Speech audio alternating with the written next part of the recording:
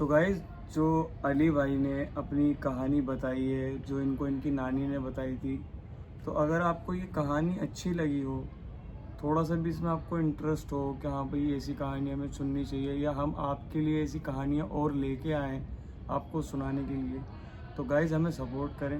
हमारा नया चैनल है, जैसे कि मैंने आपको पहले भी बताया था, हमारा नया चैनल है भूतिया बातचीत के नाम से। अगर आप इस चैनल को सपोर्ट करते हैं तो हम ऐसी और अच्छी अच्छी कहानियाँ आपके लिए लेके आएंगे और इससे अच्छी अच्छी डरावनी और ख़तरनाक लोकेशंस पे लेके आएंगे यही पॉडकास्ट। और अगर आप ये चाहते हैं कि हम लोकेशंस पे जाके वीडियोस बनाएं तो उसके लिए भी हमें सपोर्ट करें और मैसेजेस करें, तो हम ऐसी ऐसी हॉरर्स लोकेशंस पे जाके आपको सब कुछ दिखा सकते हैं कि कैसी कैसी एक्टिविटीज़ होती है। आप शुरू करते हैं पॉडकास्ट।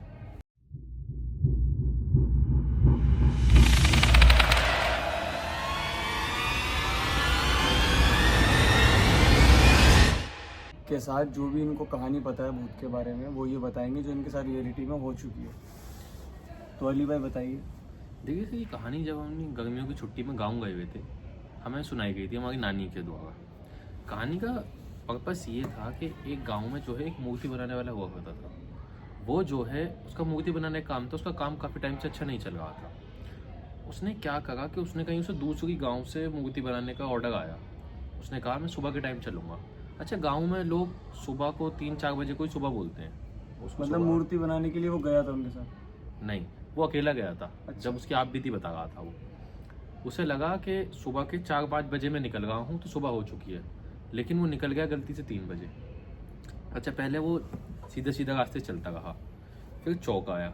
उसने चौक पे आने के बाद देखा कि आज भीड़ नहीं है, वरना आम दिनों में जो है 4-5 बजे तक चौक पे भीड़ हो जाती है, पब्लिक आ जाती है। फिर उसे लगा, अंदर के अंदर रियलाइज़ हुआ कि जो है आज मैं काफ़ी जल्दी निकल आया, तो काफ़ी जल्दी निकल आया।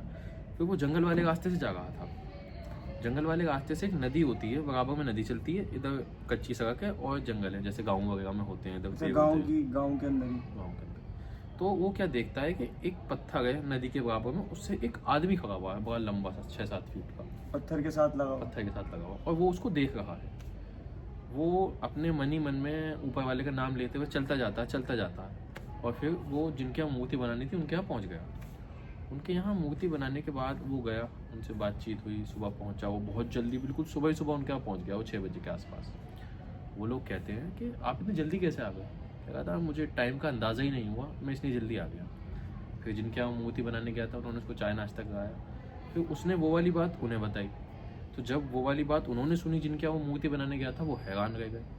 फिर उन्होंने उनको ये वाली बात बताई कि आप जिससे मिल के आ गए हो, जिसको देख के आ गए हो, वो एक पिशाच है, एक खूनी पिशाच, जो नदी का वो है राक्षस, जो लोगों को मार देता है।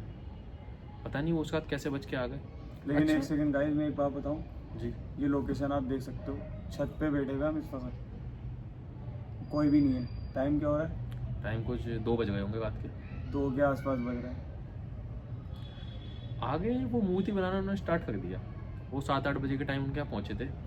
मूर्ति बनाते बनाते उन्हें 2 बज गए, खाने का टाइम हो गया। तो एक दूसरा आदमी होगा था, वो खाट पे आके लेट जाता है। गाँव में जैसे खाट बिछी हुई होती है, बाहर घरों के आगे बगल के घर होते हैं, वो आके लेट जाता है।